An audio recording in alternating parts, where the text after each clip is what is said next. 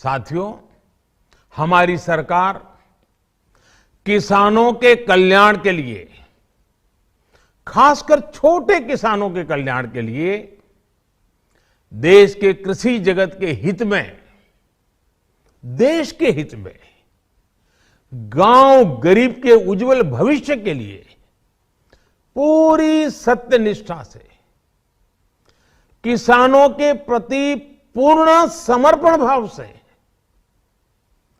नेक नियत से ये कानून लेकर आई थी। लेकिन इतनी पवित्र बात, पूर्ण रूप से शुद्ध किसानों के हित की बात, हम अपने प्रयासों के बावजूद कुछ किसानों को समझा नहीं पाए।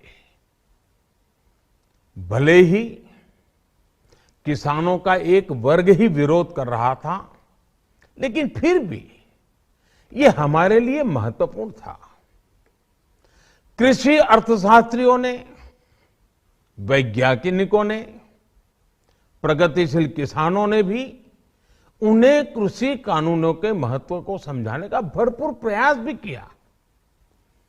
हम पूरी विनम्रता से, खुले मन से उन्हें समझाते रहे। अनेक माध्यमों से व्यक्तिगत और सामूहिक बातचीत भी लगातार होती रही।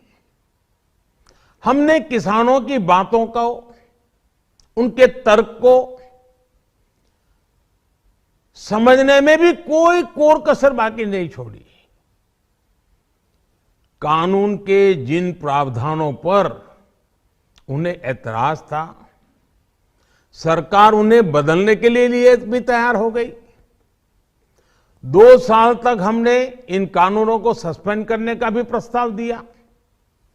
इसी दौरान ये विषय माननीय सर्वोच्च न्यायालय के पास भी चला गया। ये सारी बातें देश के सामने है, इसलिए मैं इनके अधिक विस्तार में नहीं जाऊंगा। साथियों, मैं आज देशवासियों से क्षमा मांगते हुए सच्चे मन से और पवित्र हृदय से कहना चाहता हूं कि शायद हमारी तपस्या में ही कोई कमी रही होगी, जिसके कारण दिए के प्रकाश जैसा सत्य कुछ किसान भाइयों को हम समझा नहीं पाए।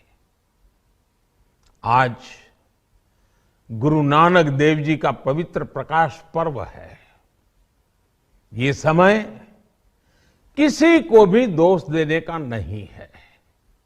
आज मैं आपको, पूरे देश को ये बताने आया हूं कि हमने 3 कृषि कानूनों को वापस लेने का, रिपील करने का निर्णय लिया है।